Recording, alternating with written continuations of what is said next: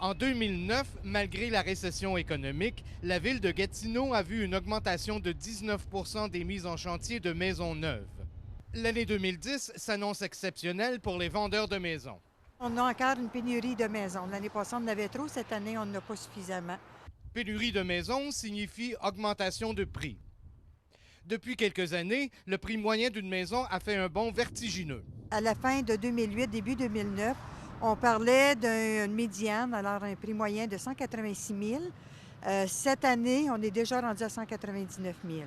Avec de tels prix, l'accès à la propriété est de plus en plus difficile, mais demeure possible selon Roger Lafrenière, directeur du marché des particuliers à la Caisse populaire de la Basse-Lièvre.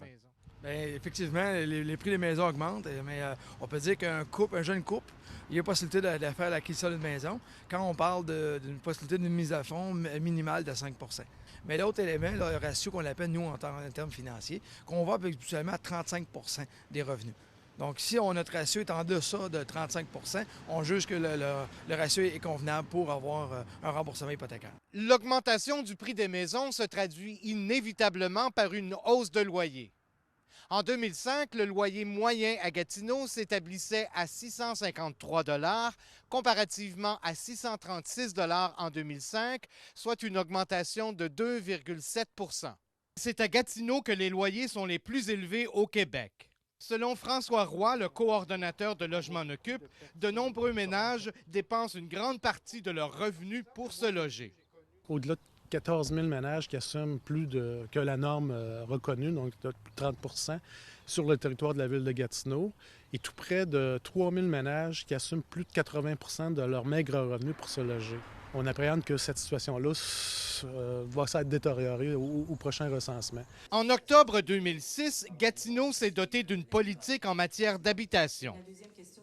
Il y est spécifié que tous les citoyens de la ville devraient avoir accès à un logement de qualité et de taille acceptable, sécuritaire et accessible au plan physique, adapté à leurs besoins, bien localisé et intégré dans leur milieu, disponible sur le marché à un coût abordable. Malgré la bonne volonté des élus, de nombreux citoyens n'arrivent tout simplement pas à faire leur paiement.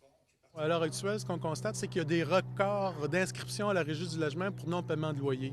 On n'a jamais battu des records comme ceux-là, tout simplement parce que c'est pas parce que les ménages ce sont des mauvais payeurs, c'est parce qu'ils n'y arrivent pas. Pour d'autres, c'est une fréquentation des soupes populaires, des comptoirs alimentaires. C'est pour ça aussi qu'on constate une augmentation importante de la fréquentation de ces ressources-là à l'heure actuelle.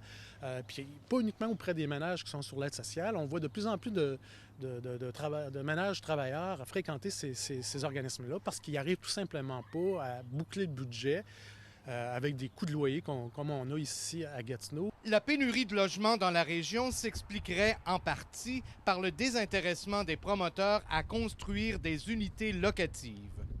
Le locatif n'est plus rentable. Pour pouvoir rentabiliser de la construction au niveau du logement locatif, il faudrait louer ces unités-là au-delà de 800-900 $ par mois. Et ce marché-là n'est pas un marché solvable pour les promoteurs privés.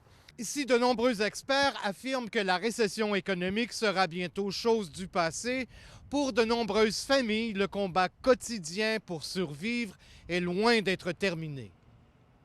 Michel Pilote, Info 22, Hebdo.